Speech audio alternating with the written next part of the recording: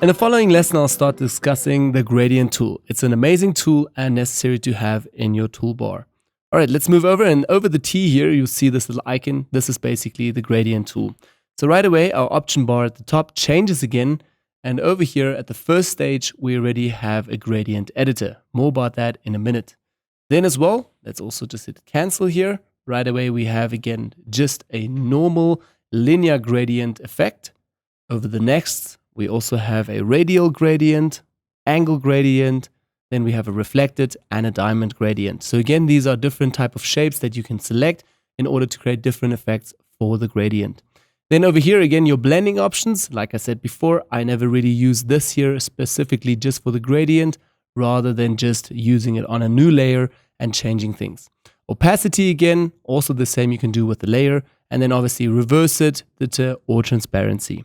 Let's actually get right away into this.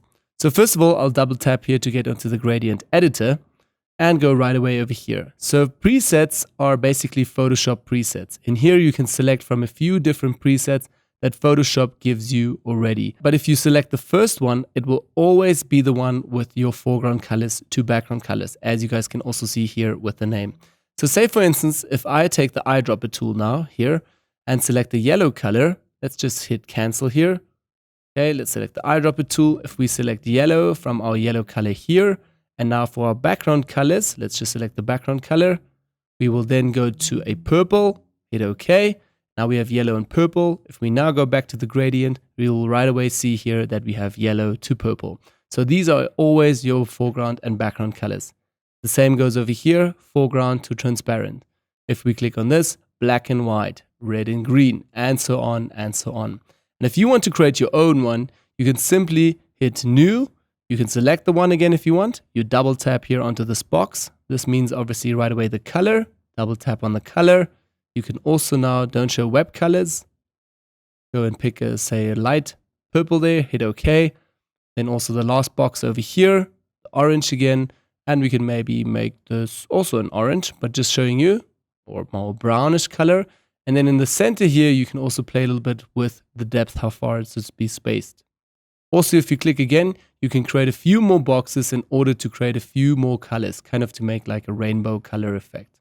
Let's stretch them a little bit out, a little bit more. I'm going to click again on this box, and maybe this time, yep, I just want to stay with the normal RGB, make it a pink, and this one will make a red or something. Let's double tap on this, make it nice and red. Okay, so right away you've created a brand new and different gradient. Now hit new, and right away it will be here. You can also now save this, and again at some stages load this. Just don't forget to give this a name. And you can also here have solid or with noise. I normally keep it to solid. Hit OK, and now let's actually try this. So how do gradients work? You simply take the mouse, move over to your image or your layer, and then hold, click, and drag. And while you drag, you will see there is a line appearing, basically a path, and this is the path of just the gradient. So right away, you've created a gradient. You can also make this longer, and again, bigger, and be very creative with this, or very short. Let's also go back here in our history panel just to clear everything, and show you guys another effect, which I use quite a lot. Let's select again our presets here. I'll go back just to our foreground colors, double tap, that's selected. And if I'll drag this all the way over the picture, we right away are left with this. Great. So I'll just go a step back again. And first of all, create a new layer here from the new layer icon. Then I'll go into the left corner, drag all the way down in order to create this cool gradient.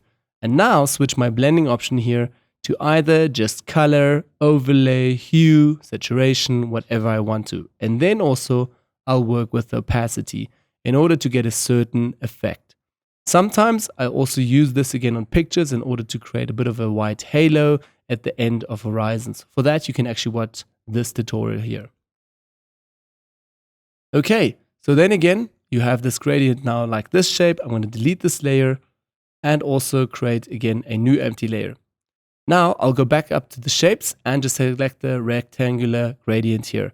And now if I hold Shift on the keyboard, it's also making a nice straight line. Doesn't matter in which direction I'm going to go, but keep on holding Shift. If I'll go down now, it's trying to make a really great white reflection there in the middle, and then obviously going over into pink.